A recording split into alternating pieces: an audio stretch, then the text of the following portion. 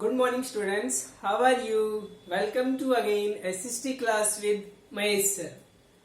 So dear students, we continue our revision, that is the political parties.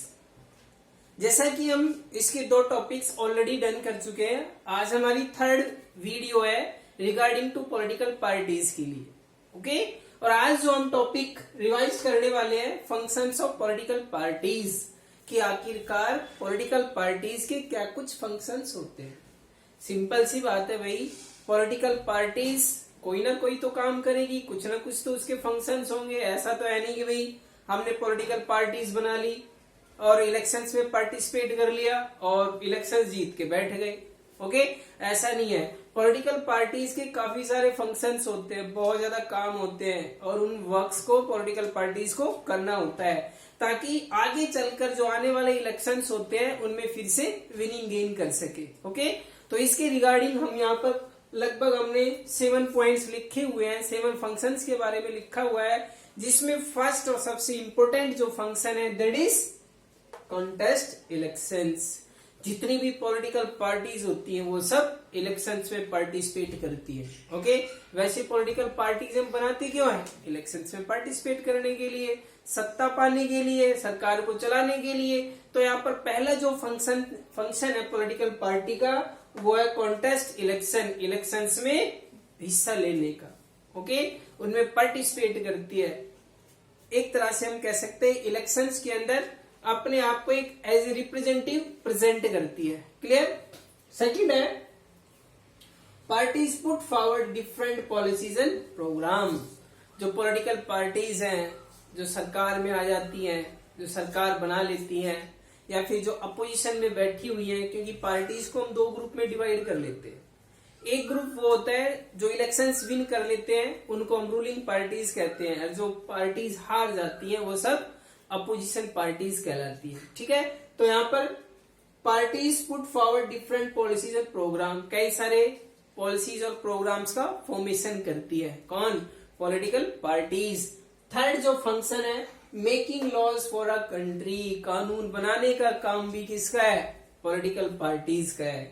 जैसे कि हमारे parliament है, parliament में कानून बनते हैं, लॉज का फॉर्मेशन होता है, तो पॉलिटिकल पार्टीज ही लॉज का फॉर्मेशन करती है। अब ये आप कहेंगे कि जुडिशरी का क्या काम है? जुडिशरी का काम हम पहले ही पढ़ चुके हैं। जुडिशरी का वर्क क्या है? उन लॉज को इंटरप्रेट कराना है, लागू कराना है, और लॉज बनाता कौन है? ये पॉलिटिकल पार्टीज ही बनाती है। क्लियर? जिसमें हमारे पार्लियामेंट के बहुत हाउस होते हैं, 2 हाउस होते हैं, लोकसभा और राज्यसभा, वो मिलकर लॉज बनाते हैं। क्लियर? वो लॉज का फॉर्मेशन करते हैं, ओके? नेक्स्ट है parties form and run government. Parties जो है विनिंग होने के बाद सरकार का निर्माण करती है और साथ में गवर्नमेंट को भी रन करती है। Clear? Next number 5th point है those parties loss in elections play the role of opposition. जो पार्टीज इलेक्शंस हार जाती हैं वो पार्टीज एज ए अपोजिशन का रोल प्ले करती है। जैसे मैंने अभी बताया, पार्टीज की मेनली 2 रोल्स होते हैं। एक वो पार्टीज जो विनिंग होती है, और विनिंग पार्टीज यहाँ पर एज ए रूलिंग पार्टी का रोल प्ले करती है, और हारने वाली सारी पार्टीज क्या कहलाती है? अपोजिशन पार्टी कहलाती है। नंबर 6 पार्टीज से पब्लिक ओपिनियन। जो पॉलिटिकल पार्टीज होती हैं वो पब्लिक ओपिनियन को शेप देती है, और यहाँ पर पब्लिक ओपिनियन का शेप देने का वर्क सिर्फ रूलिंग पार्टी का ही नहीं है, अदरवाइज अपोजिशन पार्टी का भी है। जैसे कि कई सारे फंक्शन ऐसे होते हैं जो रूलिंग पार्टी नहीं कर पाती, उसपे क्या है कि अपोजिशन पार्टी गवर्नमेंट का, सरकार का अटेंशन देती है ताकि उन वर्क्स को कर सके, सही ढंग से कर सके, ओके?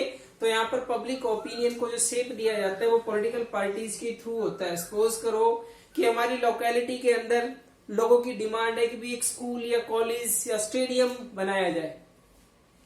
अब ये डिमांड किसने रखी? लोगों ने रखी। किसके सामने रखी? हमने अपने रिप्रेजेंटेटिव के सामने रखी। इस डिमांड को रिप्रेजेंटेटिव कहाँ पे लेके जाएगा? पार्लियामेंट में लेके जाएगा, या फिर हमारी स्टेट असेंबली में लेके जाएगा, और फाइनली हमारे ओपिनियन को क्या मिल जाएगा? शेप मिल जाएगा, यदि स्कूल, कॉलेज या आपका स्टेडियम बन जाता है। Number 7 parties provide people access to government machinery. जो पॉलिटिकल पार्टीज होती हैं वो पीपल्स को कि सरकार कैसे काम करती है, कैसे एक्सेस कराती है, वो सब इंफॉर्मेशन भी प्रोवाइड करती है। And welfare scheme implemented by government, और इसके अलावा जो वेलफेयर स्कीम होती है उनसे भी अवगत कराती है। और ये वेलफेयर स्कीम्स किसके थ्रू इम्प्लीमेंट होती है? गवर्नमेंट के थ्रू होती है। और अवेयर कौन करा रहा है? पॉलिटिकल पार्टीज कराती है। और सिंपल सी बात है, जितना इम्पोर्टेंट रोल यहाँ पर रूलिंग पार्टी का होता है उतना ही इम्पोर्टेंट रोल किसका है? अपोजिशन का भी है।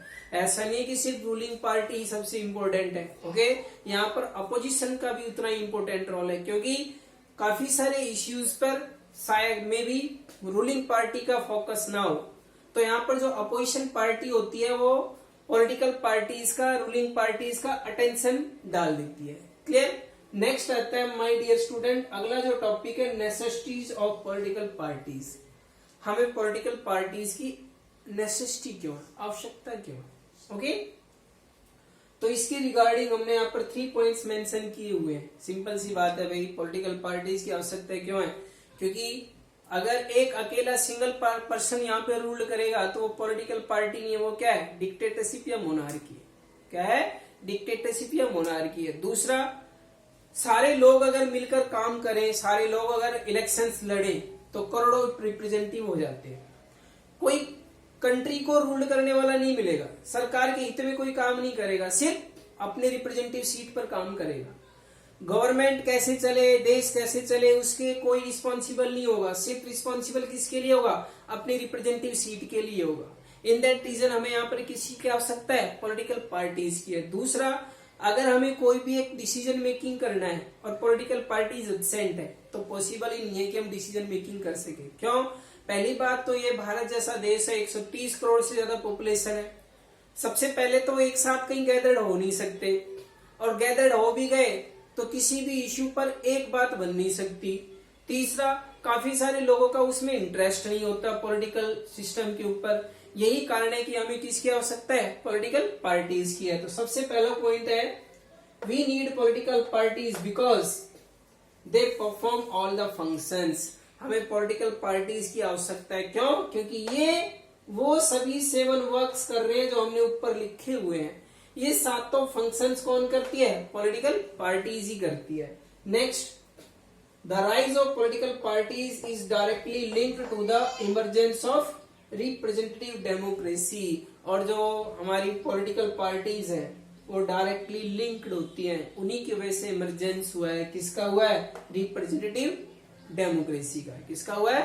रिप्रेजेंटेटिव डेमोक्रेसी का पॉलिटिकल पार्टीज की वजह से इमरजेंस हुआ, उभर के आई है।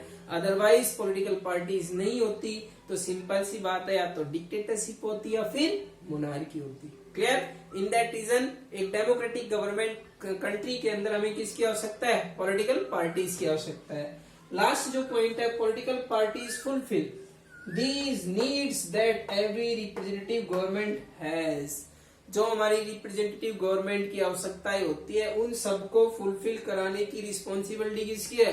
पॉलिटिकल पार्टीज की है। ओके, क्योंकि अकेला व्यक्ति, सिंगल पर्सन कोई भी फंक्शन नहीं कर सकता।